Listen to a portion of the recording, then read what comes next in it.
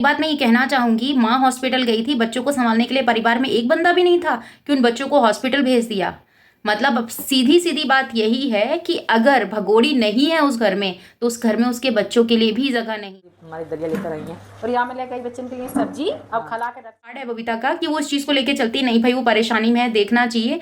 वरना यार बच्चों के लिए घर में जगह नहीं है और कहीं मत रखते, उसका खुद का कमरा है, उस कमरे में वो बच्चे आनी थी तो खिला सकते थे, वो चारों के चारों बच्चों को वहां पहुंचा दिए। शर्म करो। तो उम्मीद ही क्या करे, वो खुद ही एक सौतेली माँ है, तो वो जब दूसरों का नहीं कर सकती तो इसका इसके बच्चों का क्या ही करेगी। और फिर मेन एक जिम्मेदारी है कि अभी कंजली के बेटा हुआ है तो उस कंजली के बेटे की देख रेख कितनी देख रेख होती है। वो भगोड़ी को लेके हैदर के हाथ लगे कुछ ऐसे क्लू जिसमें ये साबित होता है कि भगोड़ी प्रेग्नेंट ही नहीं है। क्या ये बात सच है? आपको भी ये लगता है? भाई हम तो जो देख रहे हैं उसी के ऊपर बात कर रहे हैं, आपको क्या लग रहा है बता दीजिएगा कमेंट्स में। सारी अफवाहें काफी, इसको क्या लगता है बताइएगा कमेंट्स में। बूढ़ी ने फिर चली एक चाल, टाइम से पहले ही होने वाली थी औलाद, पर क्या करें, जो सच है वो तो सामने आ ही जाता है। चेकअप के नाम पे बता दिया डिलीवरी होने वाली है, झूठी अफवाहें क्यों ही उड़ा देती हो भाई। सच देखना है तो पूरा इस वीडियो को देखिए और कमेंट्स में मुझे हेलो बताइए कैसे हैं आप सब। Welcome back to my channel जिसका नाम है डेली एंटरटेनमेंट 100% और मेरा नाम है तरना रानी राठौर। आशा करती हूँ कि आप सब बहुत अच्छे होंगे, मैं भी ठीक हूँ। सुना है भगोड़ी चली गई है हॉस्पिटल, पर मैं आपको बता दूं अभी उसकी डिलीवरी नहीं हुई है, उसमें अभी टाइम है। बस ऐसा है कि इन इन दिनों में थोड़ा सा पेन हो जाता है। कई बार आपको पता है कि इन दिनों में अल्ट्रासाउंड भी, हमें एक लास्ट अल्ट्रासाउंड जो होता है वो करवाना ज़रूरी होता है, उससे हमारी डिलीवरी के बारे में पता चलता है कि जो बेबी है, होने वाला जो बेबी है वो ठीक है या नहीं है, उसकी मूवमेंट्स कैसे चल रही हैं, क्या चीज़ें कैसे नहीं है, तो उस पर्पज़ से भी होता है। पर हाँ, पर जब आपका 8 मंथ लग जाता है तो उसके बाद थोड़ी सी आपको कहते हैं ना वो चीज़ें करनी चाहिए जिन सब चीज़ों से आप परहेज़ कर रहे थे। ये मैं क्यों कह रही हूँ, क्योंकि कल मुझे कमेंट आया जिसमें बताया गया थी आप तो बोल रहे थे कि वो, मैंने ऐसा कब बोला कि वो, मुझे पता ही सडनली चला जब मैंने उसका वीडियो देखा कि वो हॉस्पिटल गई है। भैया मेरे पास इतने बड़े वो नहीं लग रहे जो मेरे को कहीं से कॉल आएगा और मुझे कोई बोलेगा कि हाँ भैया वो वहाँ गई है, ये हुआ नहीं। मैं भी जब देखती हूँ तभी मैं उसके ऊपर रिएक्शन देती हूँ ना, जो सुनने में आया वही मैंने आपको भी बताया है। पर वही चीज़ें, अभी उसको कोई डिलीवरी नहीं हुई है, फेक अफवाहों पे ना जाएं। हाँ ये हो सकता है टाइटल थंबनेल क्लिक बैट होते हैं, तो उन चीज़ों को आप समझें कि वो जो सारी चीज़ें हैं वो क्यों हो रही हैं, किस लिए हो रही हैं। और मेन बात कर लेते हैं, अभी जो उनके घर में माहौल चल रहा है वो माहौल चल रहा है कंजली के बेटे होने के कुआ पूजन को लेके, क्योंकि आपको पता है जिसके बेटा होता है उनका कुआ पूजन होता है। बहुत सारे घरों में परेंडी पूजी जाती है, बहुत सारे घरों में कुआ पूजन किया जाता है, और काफ़ी सारी जगहों पे तो ये भी देखा जाता है कि बेटियों के लिए भी ये सारी रस्में की जाती हैं। क्यों? क्योंकि कहते हैं ना बेटे तो होते हैं भाग्य से, बेटियां होती हैं सौभाग्य से, तो वो सारी चीज़ें हैं। पर कुछ लोगों के लिए आज भी बेटियां बोझ हैं, आज भी बेटियां, पर क्यों है ये मैं आपको बताती हूँ। बोझ जब नाम आ जाता है ना तब आप लोगों की मेंटेलिटी वहां चली जाती है कि बेटियों को बोझ बोल दिया गया है। बोझ बोलने का मतलब ये है जो काम सिर्फ बेटे कर सकते हैं। आपको पता है जब आपका देह छूटता है और आपका इस देह को जब अग्नि देनी होती है तो उसमें क्या किया जाता है, उसमें बेटे की भूमिका बहुत अहम होती है। मुझे पता है मेरी जब मम्मा और पापा एक्सपायर हुए थे, हालांकि मैं उनकी इकलौती बेटी हूँ, पर वो सारी चीज़ें जो एक बेटी को करनी चाहिए थी वो मैंने की, जो एक बेटे को करनी चाहिए थी उसके लिए हम लोग रुक गए थे। क्यों? क्योंकि वो मैं नहीं कर सकती हूँ। और आज के टाइम में आप कहोगे कि हम सब चीज़ों को लेके चल रहे हैं, इन चीज़ों के ऊपर बात नहीं होनी चाहिए, क्योंकि ये जो देखिए आपसे और हमसे ऊपर ये जो हमारे धर्म है, जो हमारी गीता में, भागवत में, रामायण में ये सारी चीज़ें लिखी गई हैं, ये अफवाहें नहीं है, ये मिथ नहीं है, ये रियल है, तभी उन चीज़ों के अंदर लिखा गया है। और यहाँ पर एक चीज़ ये भी बोली गई थी मुझे कि औरतों ने कभी कुछ नहीं किया। एक बात बताऊँ, अगर औरतें लिखती ना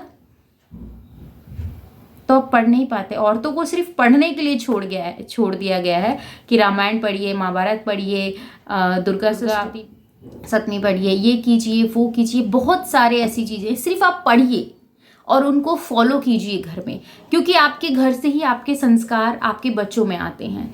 क्योंकि सबसे पहला जो गुरु माना गया है वो एक माँ को माना गया है। जो माँ अपने बच्चों को सिखाती है वही उनके आने वाले भविष्य में काम आता है। ठीक है ना। अब आप इस चीज को ये भी कहेंगे कि दी आप इस तरीके से आप भगोड़ी को लेके आप इतना चेंज क्यों? नहीं, वहां पर एक माँ की बात आ रही है, वहां पे उस ममता की बात आ रही है। मैं उसको उसके अगेंस्ट नहीं जा सकती हूँ भाई। ऊपर है, यूनिवर्स है, वो हर चीज़ देखता है। और किसी को इतना नीचे भी नहीं गिराना चाहिए कि उसके अंदर फिर हमको खुद को मेरी आत्मा गिल्ट करने लगे कि नहीं ये तूने क्या बोला, ये तुझे नहीं बोलना चाहिए था, क्योंकि वहाँ पर मेरा राइट नहीं है। जहाँ मुझे है वहाँ मैं बोलूँगी। जो उसने गलत किया उसके लिए मैं बोल सकती हूँ। उसने प्यार को मजाक बनाया, जो कि आपको पता है कि मैं इस चीज़ के ऊपर बहुत ज़्यादा सख्त रहती हूँ, क्योंकि जहाँ पर प्यार की बात आती है वहीं पर आप ये चीज़ समझिए कि हमारे भारत में राधा कृष्ण का नाम सबसे पहले आता है, क्योंकि प्यार में उनको पूजनीय माना गया है। हम यहाँ पर जन्म लिया पृथ्वी पे प्यार सिखाने के लिए लिया, पर लोगों ने प्यार की डेफिनेशन ही चेंज कर दी। एक को छोड़ो दूसरे को पकड़ो, दूसरे को छोड़ो तीसरे को पकड़ो, ये प्यार है? ये प्यार नहीं है, इसको भूख कहते हैं शरीर की। और जिसको शरीर की भूख है वो कभी प्यार कर ही नहीं सकता। इस चीज़ को समझिए। ये हमने तो नहीं कहा, उसने कहा कि मैं हैदर के साथ थी, उसने यही चीज़ें बोली ना, मैं हैदर के साथ थी, हैदर ने मुझे तलाक दिया तो फिर मैं इसके साथ आई। पर इसके पास आने के बाद कितनी सारी वीडियोस प्रूफ के तौर पर आप लोगों के, हम लोगों के बीच में आई।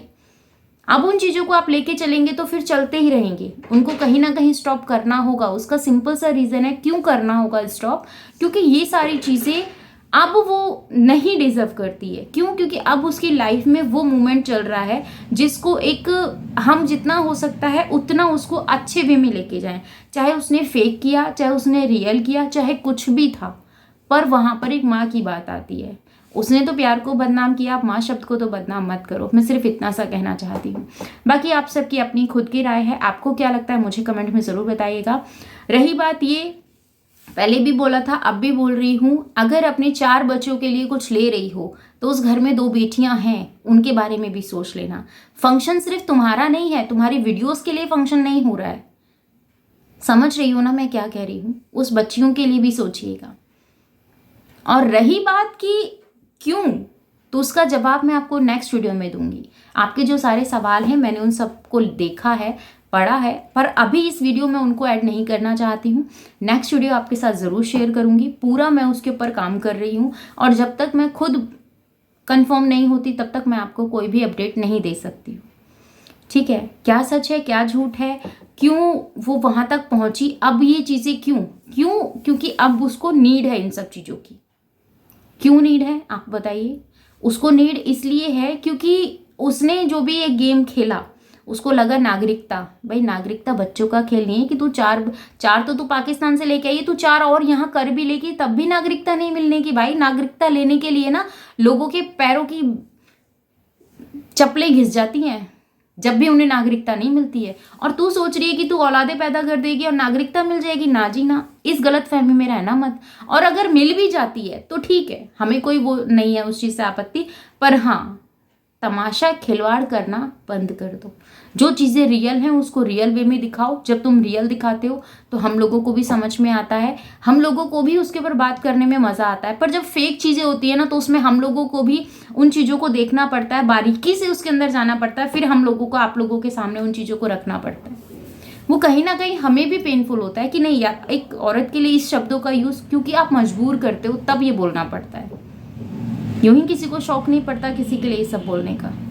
बाकी आपकी क्या राय है मुझे कमेंट्स में ज़रूर बताइएगा। मिलती हूँ नेक्स्ट वीडियो में। अपना और अपनों का ख्याल रखिएगा। छोटा सा वीडियो, प्यार दीजिएगा और आपकी जो भी राय है कमेंट्स में ज़रूर दीजिएगा। आपके कमेंट्स का मुझे इंतज़ार रहेगा। मिलती हूँ नेक्स्ट वीडियो में। अपना और अपनों का ख्याल रखिएगा। दुआ में मुझे याद कीजिएगा। जय श्री कृष्णा, राधे राधे।